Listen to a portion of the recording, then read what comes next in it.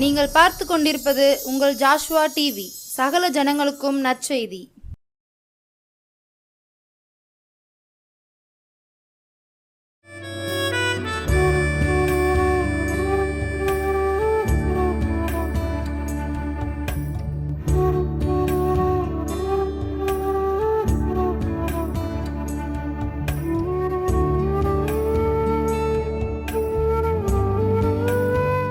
ஆண்டவராகிய இயேசு கிறிஸ்துவின் நாமத்தினாலே உங்கள் யாவருக்கும் என் அன்பின் வாழ்த்துக்களையும் நன்றிகளையும் தெரிவிக்கிறேன். ஆலோசனை நேரம் என்ற நிகழ்ச்சியின் வாயிலாய் கர்த்தருடைய வார்த்தையை கேட்கிற உங்கள் ஒவ்வொருவரையும் கர்த்தர் தாமே அளவில்லாமல் ஆசீர்வதிப்பாராக. இந்த நாளிலும் பரிசுத்த ஆவியானவர் நம்மோடு பேசும்படியாய் நாம் எல்லாரும் அவருடைய முகத்தை நோக்கி பார்ப்போம். எங்கள் அன்பின் பரலோக பிதாவே, நன்றியோடு ஸ்தோத்திரிக்கிறோம் அப்பா. உம்முடைய பரிசுத்த வார்த்தைகளை கேட்க உம்முடைய பாதத்துக்கு நாங்கள் வந்திருக்கிறோம். இந்த நேரத்திலும் டிவி மூலமாக யூடியூப் வாயிலாக ஆண்டவரே உம்முடைய வார்த்தைகளை கேட்கிற ஒவ்வொருவரோடும் நீர் பேசும்படியாக நாங்கள் ஜெபிக்கிறோம் ஐயா. அடியாளை மறைத்து நீ வெளிப்படும் உம்முடைய வார்த்தையின் வல்லமை ஒவ்வொருத்தர் வாழ்க்கையிலும் கடந்து சென்று ஆண்டவரே ஆசீர்வதிக்கும்படியாக நாங்கள் ஜெபிக்கிறோம். நீர் அப்படி செய்ய போகிறதுக்காக ஸ்தோத்திரம். இயேசுவின் நாமத்தில் பிதாவே, ஆமேன். இந்த நாளிலும் கூட தேவன் நம்மோடு பேசும்படியாக கொடுத்தவருடைய வார்த்தை லூக்கா எழுதின சுவிசேஷம் 1ஆம் அதிகாரம் 38வது வசனம்.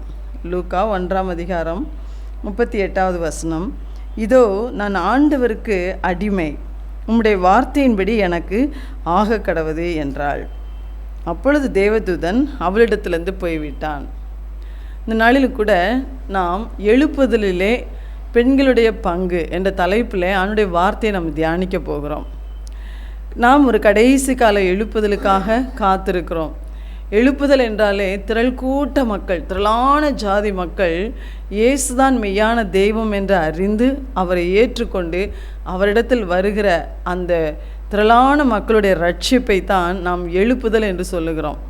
எழுப்புதல் நம்முடைய வேதத்திலே பழைய ஏற்பாட்டு காலத்திலே ஒரு எழுப்புதல் ஏற்பட்டதாக சொல்லப்பட்டிருக்கிறது. புதிய ஏற்பாட்டு காலத்திலும் ஒரு எழுப்புதல் ஏற்பட்டிருக்கிறது. பழைய ஏற்பாட்டு காலத்திலே இஸ்ரவேல் ஜனங்கள் 30 லட்சத்துக்கும் மேலான ஜனங்கள் எகிப்திலே அடிமைப்பட்டு கிடந்தாங்க. அவங்களை மீட்டெடுக்க கர்த்தர் மோசேயை அனுப்பினார். மோசேயின் மூலமாய் அந்த ஜனங்களை ஒரே இரவிலே 30 லட்சம் ஜனங்களுக்கு மேலான இஸ்ரவேல் ஜனங்களை அந்த அடிமைத்தனத்திலிருந்து வெளியே கொண்டு வந்து அவர்களுக்கு ரட்சிப்பை தந்து அந்த ஜனங்களை அவருடைய ஜனமாய் மாற்றி அவர்களை கானான் தேசத்துக்குள்ளே பிரவேசிக்க வைத்தார். அது முதல் எழுப்புதல், 30 லட்சம் ஜனங்கள். அடுத்து பார்த்திங்கன்னா அந்த பழைய ஏற்பாட்டு காலம் தொடங்கும் போது இந்த எழுப்புதல் நடக்கிறது. அடுத்து புதிய ஏற்பாட்டு காலம் வரும்போது இயேசுவின் காலம். அப்போ இயேசு மரித்து உயிரோடு எழும்புகிறார். புதிய ஏற்பாட்டு காலத்தில் பிரவேசிக்கிறோம். வானத்தில் பெந்தைக்கோஸ்தே நாளிலே அவருடைய சீஷர்கள் எல்லாரும் திரளான ஏறக்குறைய 120 பேர் கூடி ஜெபித்து கொண்டிருக்கிறாங்க. அந்த நேரத்தில் வானத்திலிருந்து பெந்தைக்கோஸ்தே நாளிலே பரலோகத்திலிருந்து அக்கினி இறங்கி வந்து அந்த இடத்துல கூடியிருந்த எல்லாரையும் நிரப்பி ஒரு பலத்த எழுப்புதல் வெடிக்கிறது. அந்த எழுப்புதல் இஸ்ரவேல் தேசம் எங்கிலும் காணப்படுகிறது. யூதேயா, சமாரியா, கலிலேயா எல்லா நாடுகளிலும் அது பரவுகிறது. பூமியின் கடைசி பரியந்தமும் இந்த எழுப்புதல் பரவுகிறது. திரளான ஜனங்கள் ரட்சிக்கப்படுறாங்க. அதுவரைக்கும் இஸ்ரவேல் ஜனங்கள் மாத்திரம்தான் ஆண்டவரை அறிந்து கொண்டிருந்தார்கள். ஆனால் அதற்கு பிறகு பிறஜாதி மக்களாகிய எல்லா தேசத்து மக்களும் இயேசுவை அறிந்து கொண்டார்கள், இயேசுவை ஏற்றுக்கொண்டார்கள். அந்த எழுப்புதலை நம்முடைய தேசத்துக்கு சுமந்து வந்தவர் தான் நம்முடைய ஆண்டவராய் இயேசுக்கு சீஷர்களில் ஒருவரான தோமா. அப்போ புதிய ஏற்பாட்டு காலம் நுழையும் போது ஒரு எழுப்புதல் தொடங்கிற்று. அந்த எழுப்புதல் எல்லா தேசங்களிலும் பரவி அதில் தான் நாம் எல்லாரும் இயேசுவின் பிள்ளைகளாய் மாறினோம். அப்போ இப்போ அடுத்து ஒரு கடைசி காலத்துக்குள்ளே உலகம் நுழைந்திருக்கிறது. நம்ம எல்லாரும் நுழைந்திருக்கிறோம். மத்தேயு 24 ஆண்டவர் கடைசி நாட்களில் என்னெல்லாம் நடக்கும்னு சொன்னாரோ அவர் சொன்ன அத்தனை காரியங்களும் இன்றைக்கு நம்முடைய கண்களுக்கான நடந்து கொண்டிருக்கிறது. ஒவ்வொரு நாளும் செய்திகளிலே நாம் அதை பார்த்து கொண்டே இருக்கிறோம், கேள்விப்பட்டு கொண்டே இருக்கிறோம். அதற்காக நாம் ஜெபித்து கொண்டே இருக்கிறோம். அப்போ இந்த கடைசி காலம் நுழையும் போது கர்த்தர் ஒரு எழுப்புதலை வைத்திருக்கிறார். 1 பேதுருவின் புத்தகம் புத்தகம் 1ஆம் அதிகாரம் 5ஆம் வசனத்தில் அந்த வார்த்தை சொல்லப்பட்டிருக்கிறது. கடைசி காலத்திலே வெளிப்பட ஆயத்தமாக்கப்பட்டிருக்கிற ரட்சிப்பு அப்படின்னு சொல்லியிருக்கிறார். அப்போ அந்த எழுப்புதல் முழு உலகத்திலும் பற்றி எரிய போகிறது. அந்த எழுப்புதலில் ஒரு விசேஷம் என்னன்னா, நம்முடைய தேசத்தை கர்த்தர் அதில் விசேஷமாய் தேர்ந்தெடுத்திருக்கிறார். அதை ஆரம்பிக்கும் ஒரு தேசமாக, அதுலேயும் நம்முடைய தமிழ்நாட்டை கர்த்தர் அந்த எழுப்புதல் துவங்கும் ஒரு மாநிலமாக நம்முடைய தமிழ்நாட்டை தேவன் தெரிந்து கொண்டிருக்கிறார். அது நமக்கே பார்க்கும்போது நல்லா தெரியும். நம்முடைய தமிழர்கள் உலகமெங்கிலும் வசிக்கிறாங்க, உலகமெங்கிலும் நம்முடைய இந்தியர்கள் உலகமெங்கிலும் வசிக்கிறாங்க. அப்போ பலத்த ஒரு எழுப்புதல் தமிழ்நாட்டிலிருந்து தான் அந்த அக்கினி பற்றி எரிய போகிறது. இப்போ நம்ம ஒரு ஆங்காங்கே ஒரு மழை போன்று அந்த எழுப்புதலின் அக்கினி இறங்கி கொண்டிருக்கிறது நம்ம பார்க்கிறோம். இன்னும் ஒரு பெருமழை ஊற்றப்பட இருக்கிறது. அதற்காக தமிழ்நாட்டை தேவன் பல வழிகளில் அந்த எழுப்புதலுக்காக ஆயத்தமாக்கி இருக்கிறார். திருச்சபையாகிய நம்மையும் அவர் ஆயத்தப்படுத்தி கொண்டிருக்கிறார். அப்போ ஆண்டவர் இந்த கடைசி காலத்திலே துவங்க போகிற அந்த எழுப்புதல் தமிழ்நாட்டிலிருந்து தொடங்க போகிறது. அப்போ அந்த எழுப்புதலிலே அவருடைய பிள்ளைகள் ஒவ்வொருவரையும் கர்த்தர் பயன்படுத்துகிறார். அப்போ அவர் பயன்படுத்தும் போது பெண்களாகிய நமக்கும் ஒரு பங்கை வைத்திருக்கிறார். ஹல்லேலூயா. அந்த பங்கிலே பெண்கள் நாம் ஒவ்வொருவரும், இந்த செய்தியை கேட்கிற பெண்களாகிய நம்ம ஒவ்வொருவரும் அந்த எழுப்புதலிலே தேவனால் பயன்படுத்தப்பட வேண்டும். அந்த ஆசீர்வாதத்தை நாமும் சுதந்திரிக்க வேண்டும்.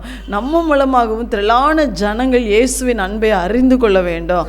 அதற்கு தான் இந்த செய்தியை கர்த்தர் நம்மோடு பேசுகிறார். அப்போ அந்த எழுப்புதலிலே பங்குள்ளவங்களாக நம்ம இருக்கணும்னா, முதலாவது மரியாளை குறித்து இந்த இடத்துல வாசிக்கிறோம். அந்த மரியாள் என்ன சொல்கிறாங்க? இதோ நான் ஆண்டவருக்கு அடிமை, உம்முடைய வார்த்தையின்படி எனக்கு ஆக கடவுதுன்னு சொல்கிறாங்க. மரியாள் தேவனால் தெரிந்து கொள்ளப்பட்ட ஒரு பாத்திரம். இயேசுவை சுமந்தவங்க தான் இயேசுவை சுமந்த தாய் தான் மரியாள். அப்போ இயேசு வெளிப்படுவதற்கு மரியாளை கர்த்தர் தெரிந்து கொண்டார். மரியாளுக்கு ஆண்டவர் அந்த கிருபையை கொடுத்தார். கிருபை பெற்றவளே நீ வாழ்க, கர்த்தனுடனே கூட இருக்கிறார்னு சொல்லி அந்த மகளை தேவதூதன் மரியாளுடைய வீட்டுக்குள்ளே பிரவேசித்து மரியாளை வாழ்த்துகிறாங்க. அந்த வாழ்த்துதலை கேட்டவுடனே மரியாள் முதலாவது கலங்குகிறாங்க. ஏன்னா ஆண்டவர் சொல்கிறார், இதோ நீ கர்ப்பவதியாகி ஒரு குமாரனை பெறுவாய், அவருக்கு இயேசு என்று பெயர் அப்படின்னு சொல்றார். அவர் பெரியவராய் இருப்பார், அவருடைய ராஜ்யத்துக்கு முடிவே இராதுன்னு சொல்லி அவர் பரிசுத்தர் எனப்படுவார்னு சொல்லி சொல்றார். அப்போ இதை கேட்ட பொழுது மரியாள் அப்படியே சிந்தித்து கொண்டே இருக்கிறாங்க. அப்போ என்ன சொல்றாங்க? ஆண்டவரே இது எப்படி ஆகும்? நான் புருஷனை அறியேனேன்னு சொல்லும் போது கர்த்தர் சொன்னார், பரிசுத்த ஆவி உன்மேல் இறங்கி வரும், பரிசுத்த ஆவியோட பலம், உன்னதமான பலம் உன்மேல் நிழலிடும், ஆதலால் உன்னிடத்தில் பிறக்கும் பரிசுத்தம் உள்ளது தேவனுடைய குமாரன் எனப்படும் அப்படின்னு சொல்லி ஆண்டவர் பேசுகிறார். தேவனால் கூடாத காரியம் ஒன்றுமே இல்லை. ஏன்னால் மரியாளுக்கு நன்றாய் தெரியும், நாம் புருஷனுக்கு நியமிக்கப்பட்ட பெண் தான், இன்னும் திருமணம் ஆகவில்லை. ஆனால் தேவதூதனோ நீ கர்ப்பவதியாகி ஒரு குமாரனை பெறுவாய் என்று சொல்கிறாரு, இது எப்படி சாத்தியம் என்று அவங்க கேட்கும் போது தான் கர்த்தர் இந்த வார்த்தையை சொல்கிறாரு. இல்லை, பரிசுத்த ஆவி உன்மேல் இறங்கி வரும்னு சொல்கிறார். அப்போ பரிசுத்த ஆவியின் பலத்தினால் இது ஆகும், தேவனால் கூடாத காரியம் ஒன்றுமில்லைன்னு சொன்ன உடனே மரியாள் எதை குறித்துமே அவங்க யோசிக்கலை. இதோ நான் ஆண்டவருக்கு அடிமை, உம்முடைய வார்த்தையின்படியே எனக்கு ஆக கடவுதுன்னு சொன்னாங்க. அப்படின்னா என்ன? மரியாள் தேவனுடைய அந்த வார்த்தைக்கு தன்னை முழுமையாய் அர்ப்பணித்து விட்டார்கள். தன்னை முழுமையாக அர்ப்பணித்துட்டாங்க. அவங்க உலகத்தை குறித்து யோசிக்கவே இல்லை. அடுத்து தனக்கென்று நியமிக்கப்பட்ட அந்த புருஷனாகிய யோசேப்பை குறித்து அவங்க நினைக்கல. உலகத்தில் தனக்கு இது நிமித்தம் என்னெல்லாம் நடக்குமோ எப்படியோ என்று சொல்லி அவங்க நினைக்கல, பயப்படலை.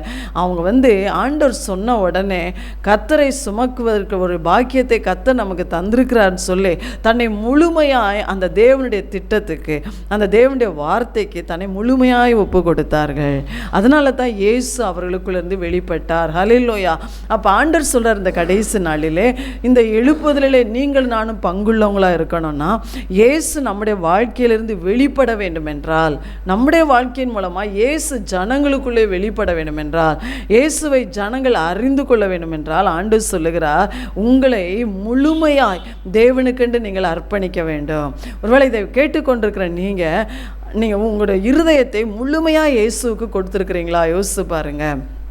இல்லை நான் ஆண்டவரை ஏற்றுக்கொண்ட பிள்ளை தான், நான் ரட்சிக்கப்பட்ட பிள்ளை தான், நான் அபிஷேகம் பண்ணப்பட்டவங்க தான், ஊழியம் செய்கிறோம் அப்படின்னு நீங்கள் சொல்லலாம். ஆனால் உங்கள் இருதயத்தை நீங்களே யோசித்து பாருங்கள். என் வாழ்க்கையை நான் முழுமையாக இயேசுவுக்கென்று அர்ப்பணித்திருக்கிறேன். நான் கேட்டு பாருங்கள்.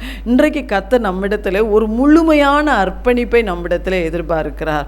அப்படின்னா என்ன? நம்முடைய வாழ்க்கையின் முதன்மையும் இயேசுவுக்குத்தான், முழுமையும் இயேசுவுக்குத்தான். அதாவது நம்முடைய வாழ்க்கையின் முதலாவது எல்லா சூழ்நிலையிலும் நாம் கர்த்தரைத்தான் தேட வேண்டும். அடுத்து முதன்மை, நம்முடைய வாழ்க்கையின் எல்லா பகுதியிலும் இயேசுவைத்தான் நாம் முதன்மையாக வைத்திருக்கிற வேண்டும். நீங்கள் அப்படி ஆண்டவரை தேடுறீங்களா? இல்லாவிட்டால் ஆண்டவருக்கு உங்களை ஒப்பு கொடுங்க. நீங்கள் ஒவ்வொரு நாளும் எழும்பி முதல் மணி நேரத்தை நீங்கள் ஆண்டவருக்கு கொடுக்குறீங்களா? உங்கள் வாழ்க்கையை நீங்கள் சந்திக்கிற எல்லா காரியங்களிலும் இயேசுவை முதன்மைப்படுத்தி வைத்திருக்கிறீங்களா? அது மாத்திரம் அல்ல, ஆண்டவர் சொல்றாரு, உலகத்தில் உள்ளவைகளிலும் அன்பு கூறாதீங்கன்னு சொல்றார். உலகத்துக்கும் தேவனுக்கும் இணைந்து நம்ம முழுமையாய் வாழ முடியாது. அப்போ ஆண்டவர் சொல்றாரு, உலகத்தின் ஆசைகள், உலகத்தின் இச்சைகள், உலகத்தின் மேல் உள்ள அன்பை நீங்கள் பின்னாக தள்ளிவிட்டு முதன்மையாக முழுமையாக இயேசுவுக்கு உங்களை அர்ப்பணிப்பீர்கள் என்றால், ஆண்டவர் சொல்லுகிறார், மரியாதை கொண்டு தேவன் வெளிப்பட்டது போலவே நம்முடைய வாழ்க்கையிலும் இயேசு வெளிப்படுவார். இது எப்படி என்னால் முடியும்? நாங்கள் உலகத்தில் தானே இருக்கிறோம். உலகத்தின் காரியங்கள் எங்களை ஆட்கொள்ளாமல் எப்படி இருக்க முடியும் சொன்னால், பரிசுத்த ஆவியின் பலத்தினால் அது ஆகும், பரிசுத்த ஆவியினவரால் ஆகும். அப்போ உலகமும் அதன் நிச்சயம் ஒளிந்து போகக்கூடிய ஒன்று. ஆனால் நாம் பிதாவின் சித்தத்தை செய்வதற்கு நம்மளை ஒப்பு கொடுப்போம் என்றால் ஆண்டவருக்குள் நாம் என்றென்றைக்கும் நிலைத்திருக்க முடியும். ஆண்டவரே, இந்த உலகத்தை எனக்கு பின்னாக வைத்து உம்மை எனக்கு முன்னாக வைத்து முழுமையாக என் வாழ்க்கையுடைய கரத்தில் அர்ப்பணிக்கிறேன் நீங்கள் சொன்னீங்கன்னா, பரிசுத்த ஆவியானவரே உங்களை அப்படி நடத்துவார். ஹல்லேலூயா. அப்படி நம்ம ஒப்பு கொடுக்கும்போது நாம் கிறிஸ்துவை வெளிப்படுத்துகிறவர்களாய் நம்முடைய வாழ்க்கையில் தேவன் மகிமைப்படுவதை பார்க்கலாம். அவருடைய வார்த்தை நமக்குள்ளேருந்து வெளிப்படும், அவருடைய வல்லமை நமக்குள்ளேருந்து வெளிப்படும், அவருடைய அன்பு, அவருடைய பரிசுத்தம், அவருடைய கிருபைகள், அவருடைய வரங்கள், இப்படி இயேசு பல விதத்திலும் நமக்குள்ளிருந்து வெளிப்படுவதை நாமும் பார்க்கலாம், மற்றவர்களும் பார்ப்பார்கள். அப்போ மரியாதை போல உங்கள் வாழ்க்கையை முழுமையாக நீங்கள் ஒப்பு கொடுப்பீர்கள் என்றால் கிறிஸ்து நம்மில் வெளிப்படுவார். நாம் எழுப்புவதிலே பங்குள்ளவர்களாய் காணப்படுவோம். உலக கவலைகளோ, உலக ஆசாபாசங்களோ, உலக இன்பங்களோ நம்முடைய வாழ்க்கையின் ஒரு பகுதியை நிறைத்திருக்கும் என்றால் இயேசுவுக்காய் நாம் மரியாதை போல பரிசுத்தமாய் நிற்க முடியாது, வாழ முடியாது. அதனால் முழுமையாய் நம்மை அர்ப்பணிப்போம். அடுத்த ஆண்டவர் சொல்கிறாரு, ஒரு எஸ்தர் ராஜாத்தியை போல. எஸ்தரின் புஸ்தகம் 4ஆம் அதிகாரம் 14 4ஆம் அதிகாரம் 14ஆம் வசனத்தில் சொல்லியிருக்கு, நீ எந்த காலத்தில் மௌனமாக இருந்தால் யூதருக்கு சகாயமும் ரட்சிப்பும் வேறொரு இடத்திலிருந்து எழும்பும். அப்பொழுது நீயும் உன் தகப்பன் குடும்பத்தாரும் அழிவீர்கள். நீ இப்படிப்பட்ட காலத்துக்கு உதவியாக இருக்கும்படி உனக்கு ராஜ மேன்மை கிடைத்திருக்கலாமே, யாருக்கு தெரியும் என்று சொல்ல சொன்னார்கள். எஸ்தர் ராஜாத்தி ஒரு சரியான காலத்தில், அதாவது ஒரு நாளிலே மௌனமாய் சுகபோகமாய் தனக்கு கொடுக்கப்பட்ட ராஜாத்தி என்ற அந்த சந்தோஷத்தில் வாழ்ந்து கொண்டிருந்த எஸ்தருக்கு ஒரு எச்சரிப்பு அவருடைய வளர்ப்பு தகப்பனால் கொடுக்கப்பட்ட போது அந்த எஸ்தர் ராஜாத்தி அந்த காலத்தில் சரியாய் தேவனுக்காய் எழும்பினாங்க. அவங்க எழும்பினதுனால பார்த்தீங்கன்னா யூத மக்களுக்கு ஒரு பெரிய மீட்பு அங்கே இடத்துல உண்டாச்சு. யூத மக்களுக்கு என்ன ஆபத்து வந்துச்சு? ஆமான் என்ற ஒரு துஷ்ட மனிதன் யூதர்களுக்கு விரோதமாய் எழும்பினான். அவன் எழும்பி ஒரு ராஜாவை ஒரு சட்டத்தை ஏற்ற வைத்தான்.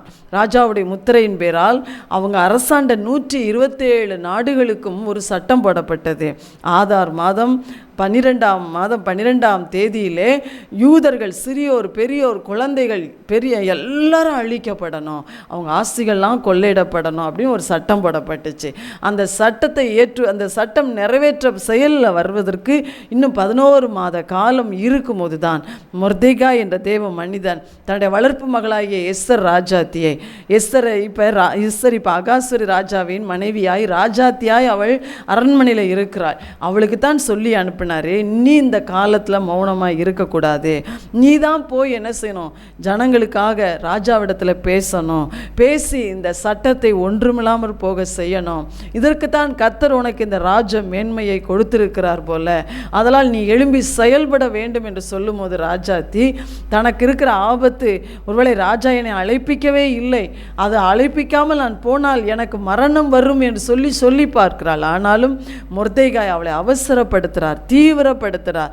வருகிற அழிவு உன்னையும், ஒருவேளை நீ போய் செயல்படாவிட்டால் மற்றவங்க யூதர்கள் எப்படியாக ரட்சிக்கப்பட்டுருவாங்க, ஆனால் நீயும் உன் குடும்பமும் அழிஞ்சு போவீங்க, நீ எச்சரிக்கையாயிருன்னு அவர் தன் தகப்பன் மூலமாக அவள் எச்சரிக்கப்பட்ட போது தான் அவள் தான் எவ்வளோ ஒரு ஆபத்தான சூழ்நிலையில் இருக்கிறேன் என்பதை அவள் உணர்ந்து கொண்டு உடனடியாய் அவள் எழுந்து உபவாசத்தோடு கண்ணீரோடு பாரத்தோடு தன் தாதிகள் எல்லாரோடும் யூத மக்கள் எல்லாரோடு கூட சேர்ந்து உபவாசம் பண்ணி அவள் ஜெபம் பண்ணுகிறாள். ஜெபித்து பார்த்தீங்கன்னா ராஜாவிடத்தில் போய் மன்றாடி ராஜாவை விருந்துக்கு அழைத்து, ராஜா அப்போ விருந்துக்கு அழைக்கிறாள். ராஜா கேட்குறார், உன் வேண்டுதல் என்ன, உன் மன்றாட்டினன்னு கேட்கும்போது, என் வேண்டுதலுக்கு என் ஜீவன் வேணும், என் வேண்டுதலுக்கு என் ஜனங்கள் வேணும்னு சொல்லி கண்ணீரோடு பாரத்தோடு அவள் வந்து ராஜாவுடைய பாதத்தில் விழுந்து அழுது மன்றாடுகிறாள். அது மாத்திரம் அல்ல, தன்னுடைய அழிவுக்கு காரணமானவன் இந்த துஷ்ட ஆமான் என்று சொல்லி சத்ருவையும் காட்டி கொடுத்தாள்.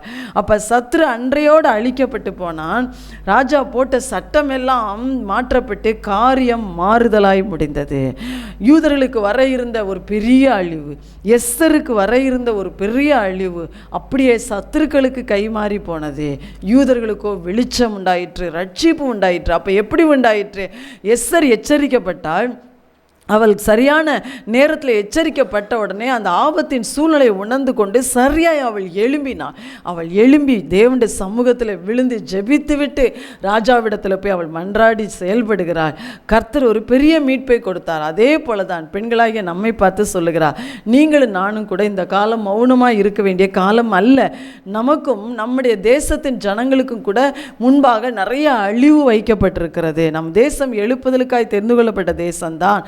ஆனால் அதற்கு முன்பாக சாத்தான் நம்முடைய தேசத்திலும் பிற தேசங்களிலும் கூட பெரிய பெரிய அழிவுகளை, ஆபத்துகளை கொண்டு வந்து ஜனங்களை அழித்து விட துடிக்கிறான். ஆனால் கர்த்தர் சொல்கிறார், இந்த காலத்தில் நீங்கள் இந்த ஆபத்தை உணர்ந்து உபவாசத்தோடு கண்ணீரோடு பாரத்தோடு எழும்பி ஜெபிப்பீர்கள் என்றால் நம்முடைய தேசமும் பாதுகாக்கப்படும், தேசத்துக்காக ஜெபிக்கிற நாமும் நம்முடைய குடும்பமும் பாதுகாக்கப்படுவோம் என்று கர்த்தர் சொல்கிறார். அப்படி என்னெல்லாம் ஆபத்து இருக்கு அப்படின்னு சொன்னால், ஆண்டவர் சொன்ன மாதிரியே ஒரு பஞ்சம் தேசங்களை நோக்கி, ஒரு கொடிய பஞ்சம் தீவிரமாய் வந்து கொண்டிருக்கிறது. அதற்கான ஒரு பெரிய காரியமாக தான் யுத்தங்கள் இன்னைக்கு நடந்து கொண்டிருக்கிறது. கொள்ளை நோய்கள் வந்து கொண்டிருக்கிறது. இன்னும் பார்த்தீங்கன்னா நிறைய சட்டங்கள், நமக்கு எதிரான பொல்லாத சட்டங்கள், நம்முடைய ஆசீர்வாதங்கள் எல்லாம் சுரண்டுகிற, நம்முடைய சேமிப்புகள் எல்லாம் சுரண்டுகிற சட்டங்கள் தேசத்தின் தலைவர்களால் ஏற்றப்படுகிறது. இன்னும் நமக்கு பார்த்தீங்கன்னா நம்முடைய கர்த்தருடைய பிள்ளைகளுக்கு விரோதமாக, கர்த்தருடைய ஜனங்களுக்கு விரோதமான நிறைய காரியங்கள் செய்யப்படுகிறது. இன்னும் நம்முடைய தமிழ்நாடு எழுப்புதலுக்காக தெரிந்து கொள்ளப்பட்டதுனால நம்முடைய தமிழ்நாட்டை ஆளுகை செய்ய, நம்முடைய தமிழ்நாட்டை வசப்படுத்த நாம் சந்திக்கிற இந்த தேர்தல்களை சத்துருவானவன் தீவிரமாய் மந்திரவாதங்கள் இவற்றின் மூலமாய் அவன் பயன்படுத்துகிறான். அப்போ இவைகளுக்கெல்லாம் நீங்களும் நானும் ஜெபிக்கும் போது மாத்திரம்தான் சாத்தானுடைய திட்டங்கள் அழிக்கப்படும். கர்த்தர் சொல்றார், இந்த ஜாதி பிசாசு உபவாசத்தினாலும் ஜெபத்தினாலுமே அன்றி எவ்விதத்தினாலும் புறப்பட்டு போகாது. அப்போ நாம் தனியாகவோ குடும்பமாகவோ குழுக்களாகவோ சபையாகவோ நம்ம சேர்ந்து உபவாசத்தோடு கண்ணீரோடு இவைகள் எல்லாவற்றுக்காகவும் நம்ம ஜெபிக்கணும். சத்ருவின் வல்லமைகளை அழித்து நம்ம ஜெபிக்கணும். அவன் திட்டங்களை முறியடித்து நம்ம ஜெபிக்கும் போது தான் நம்முடைய தேசமும் பாதுகாக்கப்படுகிறது, கர்த்தருடைய ஜனங்களாகிய நாமும் பாதுகாக்கப்படுகிறோம். இன்னும் பாருங்கள், வாலிபர்களுக்கு விரோதமாய் அவங்களை போதையிலேயே அழித்து விட வேண்டும் என்று சொல்லி போதையை நிறைய தேசத்துக்குள்ளே கொண்டு வர சத்துருக்கள் திட்டமிட்டிருக்கிறாங்க. அப்போ வாலிபர்களை சிந்திக்கிற ஆற்றலையே இழக்க பண்ணும்படியா, அவங்களை தீட்டுப்படுத்தும்படியான இப்படிப்பட்ட கிரியைகள் அழிக்கப்படணும். நம்முடைய பெண் பிள்ளைகள், பெண் குழந்தைகள் தெருக்களிலே மானபங்கப்படுத்தப்பட்டு வீசி எறியப்படுவாங்கன்ற சூழ்நிலை இன்னைக்கு தேசத்தில் நடந்து கொண்டிருக்கிறது. இது இன்னும் தீவிரமாயிடக்கூடாது. நம்ம பிள்ளைகள் பாதுகாக்கப்படணும். இதற்கெல்லாம் நாம் ஜெபிக்க வேண்டியவர்கள் என்று கர்த்தர் சொல்லுகிறார். இதற்காக நீங்கள் நான் எழும்பி நம்ம எஸ்தரை போல பாரத்தோடு உபவாசத்தோடு நாம் ஜெபிப்போம் என்றால் கர்த்தர் சத்ருவின் திட்டங்களை முறியடிப்பார், நம்மையும் நம் தேசத்தையும் அவர் பாதுகாப்பார். அப்போ எஸ்தரை போல ஒருவேளை சுகபோகமாக இருந்த எஸ்தர் உடனடியாக எல்லாவற்றையும் உதறிவிட்டு எழுந்தது போல நாமும் கூட காலத்தின் சூழ்நிலை அறியாமல் ஒருவேளை நம்ம சுயநலமாய் நமக்கு நாமே என்று வாழ்ந்து கொண்டிருந்தோம் என்றால் இன்றையத்தின் அந்த காரியத்தை விட்டு எழும்பி நம்ம ஜெபிப்போம், ஜெபிக்க நம்ம ஒப்பு கொடுப்போம். கடைசியாக பாருங்க, அப்போஸ்தலரின் புஸ்தகம் 1ஆம் அதிகாரம், அப்போஸ்தலர் 9ஆம் அதிகாரம் 36ஆம் வசனம் தொற்காள் என்ற ஒரு தேவ மனுஷியை குறித்து சொல்லப்பட்டிருக்கிறது. அவள் ஒரு சீஷி, அவள் பேர் இன்னொரு பெயர் தபீத்தாள். அவள் எப்படி 9:36 அவள் நற்கிரியைகளையும் தருமங்களையும் மிகுதியாய் செய்து கொண்டு வந்தாள். அந்த பெண் ஆண்டவருடைய சீஷி, ஆண்டவரை பின்பற்றுகிற மகள். அவள் நல்ல கிரியைகளை ஜனங்கள் மத்தியில் நிறைய செய்தாங்களாம், மிகுதியான தர்மங்களை செய்தாங்க. இந்த காரியங்கள் செய்யணும்னா தேவனுடைய அன்பு வேணும். ஜனங்களுக்குள் நல்ல கிரியைகளை வெளிப்படுத்தணும்னா தேவ அன்பு அவங்களுக்கு இருந்திருக்கணும். அதனால தான் மிகுதியாக அவங்க செய்து கொண்டு வந்தாங்க. ஆனால் ஒரு நாள் அவங்களுக்கு ஒரு வியாதி வந்தது, மரித்து போனாங்க. அப்போ ஜனங்கள் சீஷர்கள் எல்லாரும் அந்த இயேசு வாழ்ந்த பேதுரு சீஷர்கள் வாழ்ந்த காலத்தில் பேதுரு பக்கத்தில் ஒரு 10 கிலோமீட்டர் தூரத்தில் இருக்க பட்டணத்தில் இருக்கிறார் கேள்விப்பட்டு அவரை வரவழைத்து அந்த தபீத்தாளுக்காக தொற்காளுக்காக ஜெபிக்கும் போது அவர்கள் உயிரோடு எழுப்பப்பட்டார்கள். அவங்க பேதுரு வந்த உடனே அந்த விதவைகள் எல்லாரும் பேதுருவை சூழ்ந்து கொண்டு அழுறாங்க. தொற்கால் தங்களோடு இருக்கையில் செய்த அங்கிகளெல்லாம் காண்பிக்கிறாங்க, வஸ்திரங்களெல்லாம் காண்பிக்கிறாங்க. ஒருவேளை அவங்களுக்காக தொற்கால் இதெல்லாம் செய்து கொடுத்துருக்கலாம். அப்போ தொற்கால் அவ்வளோ தூரம் ஜனங்கள் மேல் அன்பு பாராட்டி அவங்களுக்கு வேண்டிய உதவிகளை செய்திருக்கிறாங்க, நல்ல கிரியைகளை செய்திருக்கிறாங்க, தன்னுடைய அன்பை வெளிப்படுத்தி இருக்கிறாங்க. அதனால் பாருங்கள், அவங்க உயிரோடு எழுப்பப்பட்டார்கள். அதனால் இயேசுவின் நாமம் மகிமைப்பட்டது. கர்த்தரிடத்தில் அவங்க விசுவாசம் உள்ளவர்களாய் அநேகர் மாறினார்கள். இதுதான் கர்த்தர் நமக்கு சொல்கிறாரு. நாமளும் கூட இந்த தொற்காலை போல நற்கிரியைகளை நம்ம செய்யணும்னு சொல்கிறார். நம்மளும் தான தர்மங்களை செய்யணும். நம்மால் இயன்றதெல்லாம் நம்ம செய்யலாம். தன்னால் இயன்றதை அவள் செய்தால் மரியாதை பார்த்து ஆண்டவர் சொன்னார் அல்லவா. நமக்கும் தேவன் கொடுத்திருக்கிற ஆசீர்வாதத்திலிருந்து தேவன் வைத்திருக்கிற சூழ்நிலை ஜனங்களிடத்தில் நம்ம அன்பு பாராட்டணும். நம்மால் இயன்ற நல்ல கிரியைகளை நம்ம செய்யணும், தர்மங்களை நம்ம செய்யணும். அப்போ ஆண்டவர் சொல்கிறார், இப்படி நாமும் செய்வோம் என்றால் நம்முடைய வாழ்க்கையிலையும் கூட மரித்து போய் இனிமேல் இந்த காரியத்தில் அற்புதமே நடக்காதோ என்று நினைக்கிற காரியங்களில் தேவன் நமக்கும் அற்புதம் செய்வேன் என்று வாக்கு கொடுக்கிறார். அப்போ இந்த கடைசி கால எழுப்புதலில் பெண்களாகிய நாம் பங்குள்ளவர்களாக இருக்க மரியாதை போல நம்மை முழுமையாய் தேவனுக்கு ஒப்பு கொடுக்கும் போது இயேசு வெளிப்படுவார். ஒரு எஸ்தர் ராஜாத்தியை போல நாம் உடனடியாய் இந்த காலத்தில் எழும்பி நம்ம அதிகமாய் வர இருக்கிற ஆபத்துகளை தடுத்து நம்ம ஜெபிக்கணும்னு கர்த்தர் சொல்கிறார். அப்போ ஜனங்களுக்கும் மீட்பு உண்டாகும், நமக்கும் மீட்பு உண்டாகும். தொற்காலை போல நல்ல கிரியைகளை நாம் செய்கிறவர்களாய், தர்மங்களை செய்கிறவர்களாய், கர்த்தருக்கு பிரியமான இந்த பலிகளை நாம் செலுத்தும் போது ஆண்டவர் நம்ம மூலமாய் அவர் மகிமைப்படுகிறார். அநேகர் விசுவாசத்துக்குள்ளே வர்றாங்க. அது மாத்திரம் இல்லை, மரித்து போன காரியங்களை அற்புதங்களையும் செய்வேன் என்று வாக்கு கொடுக்கிறார். அருமையான பெண்களே, ஸ்திரீகளே, இப்படிப்பட்ட வாழ்க்கைக்கு இந்த கடைசி நாட்களை நம்ம ஒப்பு கொடுப்போம் என்றால் நம்மையும் தேவன் எழுப்புதலை பங்குள்ளவர்களாய் மாற்றுவார். அந்த கிருபைக்காய் நம்ம ஆண்டுடைய முகத்தை நோக்கி பார்ப்போம். எங்கள் அன்பின் பரலோக பிதாவே, இந்த கடைசி கால எழுப்புதலுக்காக உமக்கு நன்றி செலுத்துகிறோம்ப்பா. அந்த எழுப்புதலில் இந்த கேட்கிற பெண்களாகி நாங்கள் ஒவ்வொருவரும் பங்குள்ளவர்களாக இருக்க எங்களை அர்ப்பணிக்கிறோம் ஐயா. ஒரு மரியாதை போல எங்கள் வாழ்க்கையை முழுவதையும் உடைய கரத்தில் கொடுக்கிறோம் சுவாமி. முதன்மையாக இருக்க உண்மை எங்களை முதன்மையாய் வைக்க எங்களை ஒப்பு கொடுக்கிறோம் ஐயா. எஸ்தரை போல நாங்களும் இந்த நாட்களில் எழும்பி ஜெபித்து வருகிற ஆபத்துகளை அழிவுகளையும் தடுக்கக்கூடிய அந்த பாரத்தினாலும் ஜெப ஆவியினாலும் கேட்கிற எங்கள் எல்லாரையும் நிரப்பும்படி நாங்கள் ஜெபிக்கிறோம். தொற்காலை போல ஏசப்பா நல்ல கிரியைகளை செய்கிறவர்களாய், தர்மங்களை செய்கிறவர்களாய், தேவ அன்பினால் நிறைந்து பிறரிடத்தில் அன்பு கூறுகிறவர்களாய் எங்களையும் நீ பயன்படுத்தும்படியாய் ஜெபிக்கிறோம். நீர் அப்படி செய்வதற்காய் நன்றி. இயேசுங்களில் மகிமைப்படுகிறதற்காய் நன்றி. எழுப்புதலை பங்குள்ளவர்களாய் எங்களை ஆசீர்வதிக்கிறதற்காய் நன்றி. இயேசுவின் நாமத்தில் பிதாவே, ஆமேன்.